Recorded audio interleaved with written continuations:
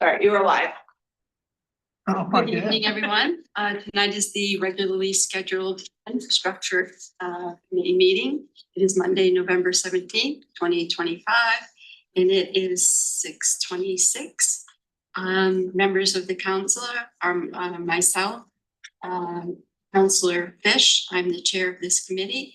Also, we have Councillor Leonard, Councillor Beck, and Councillor Dean as committee members. We are joined by Chair Hawes and Councillor Maller and Councillor Falloon and Councillor Carson also. Joining us is Jeff Small on infrastructure. Sorry, my screen just went blank, so I don't have our Jefferson Davis, sorry about that. And he's going to give us an overview about the committee and take it away. Thank you. Yeah, Jeff Davis, Director of Engineering. So the Infrastructure Committee, myself, engineering, the Director of Department of Water Quality, which is also, which in your letter I called wastewater treatment plant, but the official name is Department of Water Quality. So sorry for that. And Public Works. So again, Public Works Department, Department of Water Quality, Engineering, Legal, Stormwater. We all submit items relative to matters concerning the city's infrastructure for review. Some of those items, as I listed in the letter I sent, review and approve city capital projects, which include stormwater, sanitary sewers, streets, intersection improvements, pedestrian bicycle improvements, and trails. We also, I also bring, so you can review and approve grants offered through state and federal agencies, such as Federal Highway, Maine DOT, Department of Transportation, and the Department of Environmental Protection Agency. We review and approve contracts with DOT for a lot of our state roadway projects, or especially intersection projects. We have a lot of 50-50 projects, which means the state or federal agencies pay for 50% of the project. Local municipalities pay for 50%. Then we also have 80-20 projects, which the state and federal agencies pay 80% of the project, and the local agencies or municipalities pay 20%. We also have the Bangor Area Transportation Committee, BACS. We get funding through them to do some of these projects also. Those are usually 50-50 projects. But it's a big part of what engineering department does. And then also with Amanda at Water Quality, DP provides money for SRF funding and for a lot of the sewer projects and pump station projects and projects in her treatment plant also. This committee also reviews and modifies streets and roadways such as acceptances and discontinuances, which recently we've had a few. Next council meeting, I think there's 2 coming for final reports. But that process is I have to have this committee approve the beginning of that process. And then it goes to the council meeting, the whole board votes on it. And then, I have to do a public meeting with all the abutters. And then I create a final report. That final report goes to full council. And that, just so anybody knows, that's the discontinuances if we take a portion of the city right away and it goes to the abutting owners. If I wasn't clear on that. We also bring sewer abatements. Amanda usually does that, which we actually have one on the agenda tonight. We also, this committee authorize permanent easements either on city or private property. We have a lot of folks they'll ask for easements if they're Pago Savings. We just worked on one for Front Street property. The property line abuts the front of the building, but they would like to do some sidewalk work and stuff like that for their entrances. So they come to the city to say, hey, can we get a 25-foot wide easement? And then we draw up the language. We bring it to you folks for approval, and we move forward. And then we also sometimes need private easements on private property for sewers and storm drainage and all that stuff. So we bring that to you. We also have our stormwater manager will sometimes bring utility ordinance modifications. We are an MS4 community, so we do have to do permanent through that with the state. The city created in 2010 a stormwater utility fee, which is not a tax, it's a fee, so everybody gets that in their quarterly bills for sewer. And then we also review current city policies such as traffic calming, crosswalks, lighting. We have a street standard that we will review that leads into a lot of the a lot of residents provide concerns to council plus engineering about anything pedestrian related. It could be traffic speed, it could be crosswalks, all that. So I usually bring that here. And then the committee also serves as a venue to provide information for several of the other city issues, such as watershed management plans and other studies completed by city staff and consultants. Our main DOT, the largest one that we just completed this past summer was the main DOT Village Partner Initiative. So we'll continually have that with state agencies. I think the next one we'll probably see is the Broadway corridor. Right now, DOT is replacing the bridge, I-95 bridge. And we've always had, pedestrian corridor studies on this end of town. But the other end up by Griffin is growing quite a bit. So that's a big concern. So, I'll bring, I think that's in the next year's goals is to bring a study like that forward.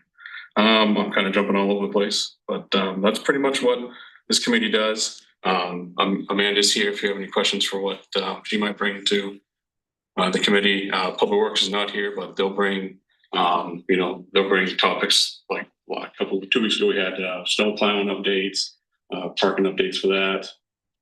Public Works will bring, I think, their paving plan for the next fiscal year. Any tree donations or anything like that, bench donations, that comes to this committee also. And hopefully I didn't confuse you all, but Amanda, see if you have any questions for any one of us. Anyone have any questions for Amanda or Jeff? I have a question. Councilor Mallory, I have a question. I always have a question. It just came up when you were talking.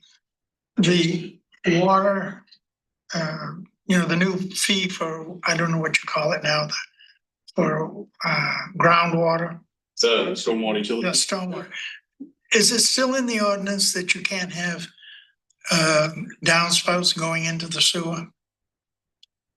So what do we do? I think that's a separate issue, but.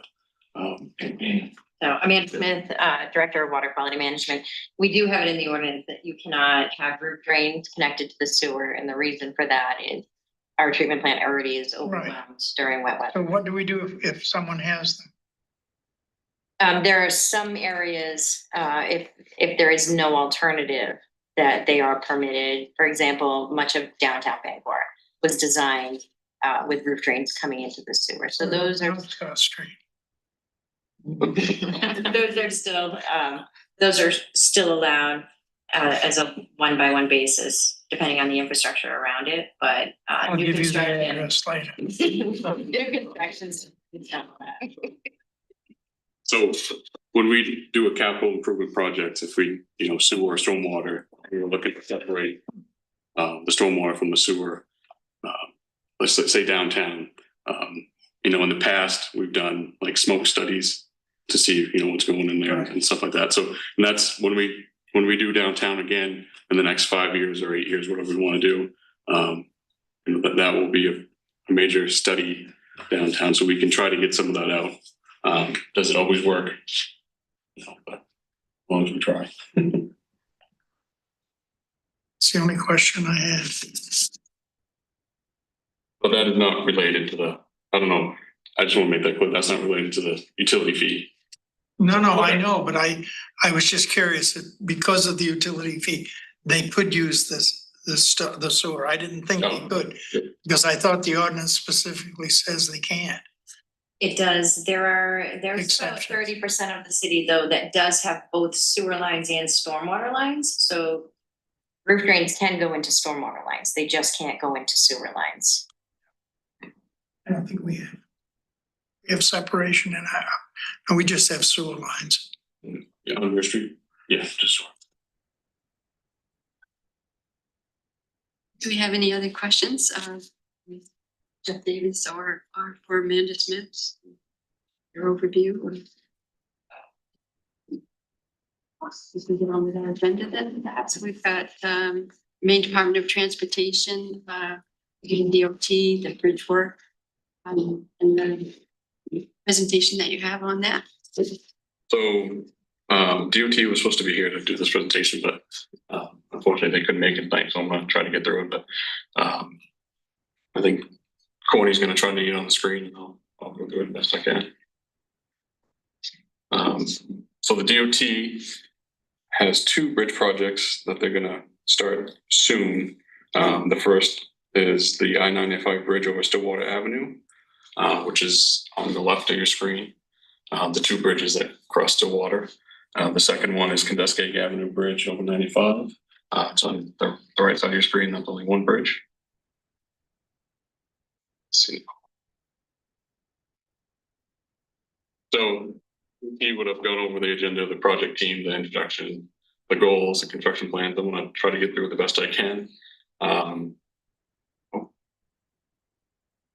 There we go. It's just a little lag. So project owner, of course, DOT. The contractor they selected for both projects is Chenpro.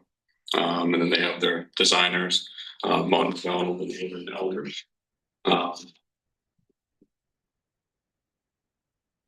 So the first one I'll talk about is Stillwater Avenue over. It's a complete replacement, 3 spans with 2 concrete piers as the existing bridge. Spans means, I'll go to the next slide real quick so I can kind of explain that. Come on. Is that right? That is right. Okay. I'm trying to do it here, but it's not working, so I'll just point to Courtney. So if you look on the left side, that one. There we go. This is a 3 span bridge, so that means you have an abutment on one side of the starting bridge and then an abutment on the inside, and then the piers in the middle. Each span rests either on an abutment or a pier. So Stillwater right now has 3 spans, so 1 span, 2 span that touches the 2 piers, and then the 3rd span. This is not going very well, is it? That's fine, Jefferson. You're doing a good job. Let's see. So these are photos of the existing Stillwater Bridge. You can see the 3 spans. There is some pedestrian accommodation on the outbound side. The second bridge that's going to be replaced is I-95 over Kenduskeag over I-95. It's a 4-span bridge, and it's roughly 220 feet long. Again, this is you see this 4-span in your left picture. These are all aging bridges. The project location, this is just an overview. We have Kenduskeag on the left side, and then there's Broadway, which is happening right now, and then Stillwater on the right side of your screen, right before the mall area. DOT's project goals to design and construct 3 safe, durable, and low maintenance bridges that fit well with their surroundings, but to also minimize impacts to traveling public and also the surrounding areas, and also to deliver a cost-effective project. This is the project for both bridges. Stillwater totals a little over 42 million. In Kenduskeag, it's just about 14 million. And they broke it up into PE, which is preliminary engineering. Then they have a right-of-way process they go through. The construction itself is 41 million, just over 41 million. And CE is construction engineering. So, they hire a third-party firm to oversee the construction and be their project manager on site. The construction plan. So Stillwater Avenue, bridge improvements will lower maintenance by reducing the spans and then protecting the bearings. Both 3-span bridges are going to be replaced just with a single span. So the number of joints are reduced and the durability is increased by expanding the bridge deck. This is an overview of the plan. It's really hard to see. I can certainly get I can send, and if anybody's ever interested in what they're actually doing, I can send you a better, clearer shot of that. But, no. Okay, construction, Canuscag Avenue. Bridge improvements will lower maintenance by reducing spans. It's gonna go from 4 to 2 span. And then clearance is gonna be increased by raising the profile of Canuscag Avenue, which will be safer for motorists. And then actually they're gonna add a new 6-foot sidewalk on the north side of the bridge. Because right now we have no sidewalk connection, so that will make it so we can add sidewalks. The city can add sidewalks in the future on Canuscag. What are we doing for bike lanes? I don't think this is gonna be bike lane on the bridge itself, but we have opportunities on either side, but it just might be a shared lane when it hits the bridge here. But there is a sidewalk, so that's good. You can see a little section of it. So you have the travel lanes and then the sidewalk on the left side. Maintenance of traffic. This is a pretty big topic for everybody. So Stillwater is the easy one. They're going to stage the construction so it minimizes public impact. They're going to eliminate the need for a temporary bridge. Unlike Broadway, they had to construct the temporary bridge, move everybody over. For this one, it's a little hard to see on this little screen, but they're going to create the new northbound bridge and the median between southbound and northbound. And so they'll do that. Southbound and northbound traffic will stay the same, won't be impacted. When they get done with that new bridge, I think they'll temporarily divert southbound traffic on the new northbound bridge, and then they'll work on the northbound side, and then a little bit when it's done. So again, it's kind of hard to see these screens, but it just goes over the football. Canuscag, this is the bigger impact to local area. They are going to close Canuscag Avenue to all traffic in that location while it's being demolished and rebuilt. It's going to be an approximate 8-month closure. They've already made up their plan for the detour, and then they're going to do some permanent intersection improvements along the detour to help traffic, pedestrian safety. They say full access to neighboring residences 24/7, which I agree with it. It's just going to be a little bit of a change for people to get in and out. But this is the detour, and I can bring a better plan, once we get closer to construction. And I'll go over the project schedule in just a minute, but it's hard to see, but you can see the interstate corridor right in the middle, and Canuscag Ave, and you can just see outbound traffic is going to be detoured the longest length out to Ohio Street. But we'll put out. So go ahead. Well, I was going to say, what's the start date for this right now? I believe that's Canuscag is not until November 26th, but I'll go through that in a couple slides. But we'll get it. DOT has a firm that's helping getting information out and help us out. So we'll work with them to get the detour plans and different graphics out to the public on our social media and website and all that. And they'll help with that. So they are going to do some intersection improvements for this project, the Canuscag project. Because some of the detour will go through Valley Avenue, which is a smaller roadway. Where Bruce comes into Valley Ave, it's a nightmare intersection. There's some ledge in the way. The sight distance is bad. I think we have a mirror up right now. When they told us they were going to do this, when DOT came to the city and said they were going to do this project, the engineering department went out and looked at possible detour locations and critical areas, and this is one of our critical areas. So they, we suggested moving the ledge blowing the ledge out of there, clearing the trees so we get proper sight distance on each side, so we don't have to rely on that mirror. So that's what they're going to do here, and then they're just going to make sure that the intersections are painted well, and proper lighting of the intersections. Project schedule. So in January of 26. Stillwater Avenue, they're going to start mobilizing. In November 26, Kenduskeag Avenue detour. They're gonna do the improvements and then that detour will start to fall out.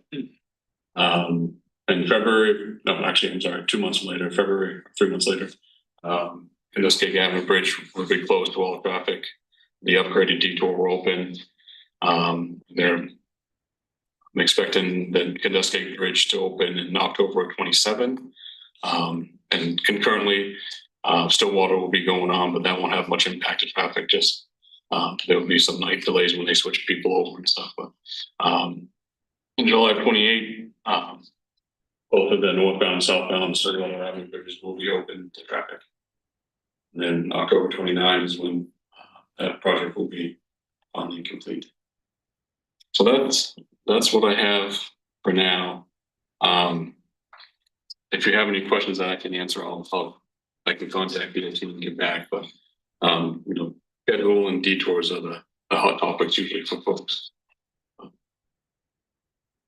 Back. Yeah, sure. So on the detour, do we know if, like the police, fire department, EMT, did they get any input into, excuse me. Did they get any input into the detours? When I got information, I would send it out to all the departments. I don't think I heard back from a few of them, but again, the city, we can just give our recommendations, but the DOT will make the detour where they want. But I don't believe they had. I don't believe they had too big of a concern because there are multiple ways around. But I can certainly touch back with every department and see what their major concerns are if they have any. And then you mentioned there's a firm that's gonna be with the DOT that's gonna help get the word out. So I'm wondering also, as part of that, they can encourage people to stand for our alerts. Good way to pump up our numbers. Yeah, but because we can do a countdown kind of a thing, like, hey, 7 months, 6 months, 5 months. So, I mean, this doesn't catch anybody by surprise. Yeah. And then I guess the last question I had, I saw that they mentioned about rerouting pedestrian traffic for Kenduskeag. I know there's no real sidewalk on that where that construction is going to go, but people do walk along there and go through there. Are they still going to be able to get through there while construction is going to go on? Pedestrians? Kenduskeag?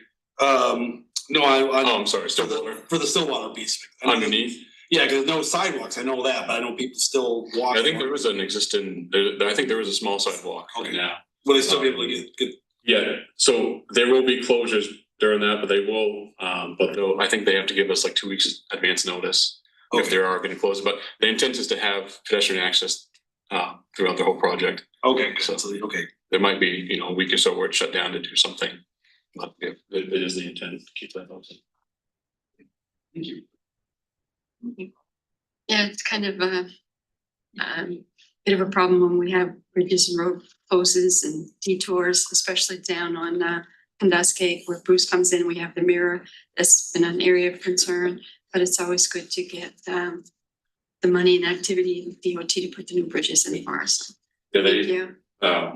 So we have those two, the two we just talked about, Broadway's ongoing, the Divergent Diamond, Hogan Road.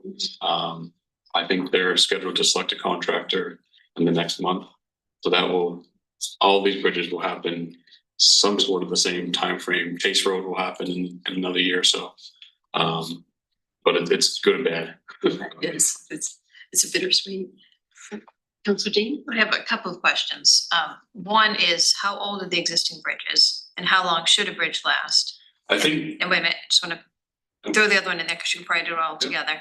And do the newer bridges have advancements that will allow them to last longer, or is it pretty much the same as what we've no, experienced? I think the advancement in technology, I think prolongs the life. I think these ones would go in the 50s, I believe. I can't remember if it was in the presentation or not, but I think this one was 50s and 60s. I think they've had rehab through those years, but when the interstate system was built, all these bridges got built at the same time. So unfortunately, we're at that stage where they all need to be replaced at the same time. So we could maybe see a longer lifespan on these new bridges? yeah, I think they're shooting for a 75-year to 100-year lifespan. So, Yes. yeah. Do we have any other questions? Yes. Other than my comment, we won't be here by then, so in other words, but my question is, when does the Broadway project wrap up? And are these projects timed? I know some of them are taking place at the same time, but are they timed in a way at all so that there aren't multiple disruptions, right? You know, exit after exit after exit. Is there any coordination?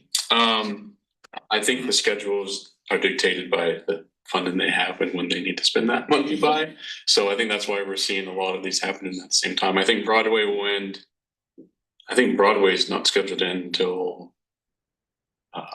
sometime in 27, I believe. I'll verify that though. I should have brought that with me. So they're all gonna happen concurrently. The only one that really has the big detour is Kenduskeag. The other ones won't have that a large detour. Broadway sometimes has a nighttime detour. Yeah, I could just see that being a traffic issue if you got Broadway and then you're coming up on Stillwater, like, you know, the things could get really backed up. Yeah, I mean, the interstate, Kenduskeag, you know, the bridge Yeah. spans the interstate, so there won't be disruptions underneath on the interstate, just to the local roads. Stillwater, there won't be any. They have to maintain 2 lanes of traffic there, so there won't be too many disruptions there.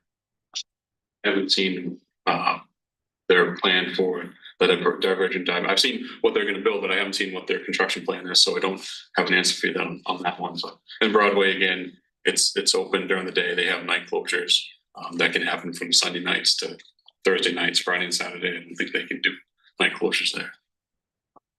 You know, when we get closer and I get more updates, I'll certainly update you on any impacts that are going to happen. Thank you. Good job with the presentation. Thank you. Any other questions? We have Amanda Smith, our water quality director. And she's up to the request for sewer abatement approval. So we have a softball to kick off our new council year. This is a really easy one. When it comes to sewer abatement, private sewers don't have meters on them. We purchase those meter readings from the water district. Oftentimes someone would be consuming more water than they realize. They'll get a notification from the Bangor Water District that says, hey, your water usage is high. And we have in our ordinance outlined reasons that we can abate the sewer bill based on what the issue was causing the water loss. In this case, it was, as is most common, a running toilet. When you have a toilet valve that fails in the tank, oftentimes the water is slipping into the sewer unseen and unheard. It can go up to, I've seen over 5,000 gallons a day. This one was a significant one. Any sewer abatement that equals $3,000 or more and a refund on someone's sewer bill comes to this committee for your review and ultimately your approval. In this case, it was a leaking toilet. The property owner provided all of the information that we require in accordance with our ordinance to show that it was not an intentional use of water, that there was a problem found, a repair was made, and we were able to confirm with the water district that over usage had stopped. And those are really the main things that we look for. I will throw in there this, we do not abate sewer bills for intentional use, such as filling swimming pools or outdoor water use, but it is important that our residents understand that we have a separate program where they can have a sub-meter installed to account for that water in order to get a refund off of their sewer bill. But abatements are strictly for accidental water loss. And in this case, everything was provided. The staff recommendation is that this abatement be approved. The amount is $4,063.45. We have a motion to approve this abatement request. So moved. Second. Okay. Be on council next week, I assume. No, this one stops here. Okay, all right. Is there anything else? Anyone has any questions? Wednesday I didn't talk about, upcoming projects really in the overview, but Wednesday we'll have more of an overview of upcoming projects than that. Okay. Like, if we are adjourned, we need to